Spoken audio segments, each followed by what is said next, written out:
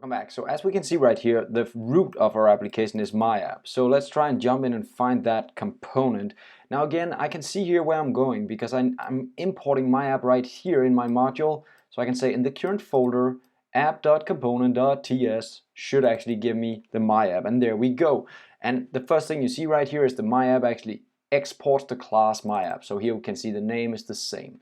Sweet. So now we are actually looking at a component, not a module. So a component, think of that as kind of a chunk of code that can display some HTML and actually also provide a way for us to work with some TypeScript and combine these two together to make some JavaScript on an HTML page with some styling maybe even, right? So that's kind of, this is kind of when it ends up being compiled, this will end up being a component on your page, a single view maybe that has a list of stuff and you can click it using JavaScript or whatever you're doing on your page, right? So a component is a single unit on your web page. So in our case, if we have to look at a component, the list right here would be a component that shows all items, and the home page is a component that shows this. And when I click this guy, I'll toggle the menu, and that's actually a JavaScript command I'm running, and actually the code I'm writing to do this will be TypeScript. But still, a component kind of glues together some style, some CSS, some TypeScript or some JavaScript,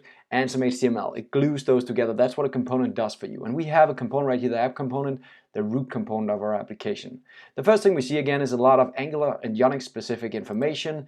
And then we have two very important parts here, the home page and the list page. Now these are of course these two we see right here that we can click. And then we have a component. The first thing is the template URL in the component, and that's actually for app HTML file. Now that file is right below the app component. So we'll have a look at that in a second, but let's just get through this file first. Now we have a child component called nav right here. Now this nav is a specific thing to Ionic Angular again. So this is a way for us to navigate on the page. This is a way for us to easily figure out what page we should go to, what component should we load, stuff like that. So we're scrolling down and we have a root page that seems to be the home page, meaning that when I start my application, I'm going to start on the home page, right?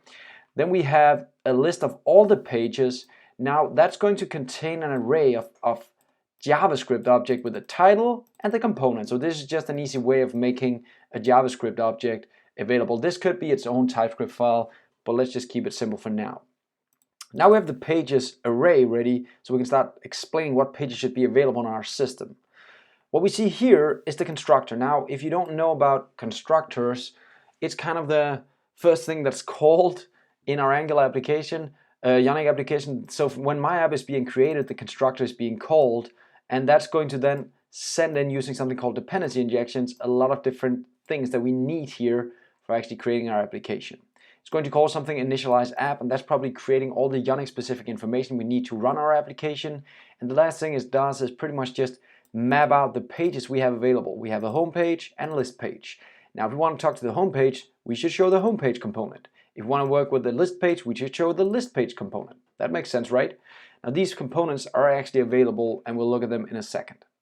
The initialize app is right here. It does something where it kind of just tries to show a status bar and a splash screen and hides the splash screen when it's done, right? We don't want to look into that right now. And then the last thing we actually have here is a small function that we'll look in at the next lesson. So now you kind of know this is the main component. We are going to work here whenever we need to add a new a new page that we want to switch to. Besides that, I don't think it will work that much in this component. See you next time. We'll try and have a look at the HTML and this function we see right here called open page. See you next time.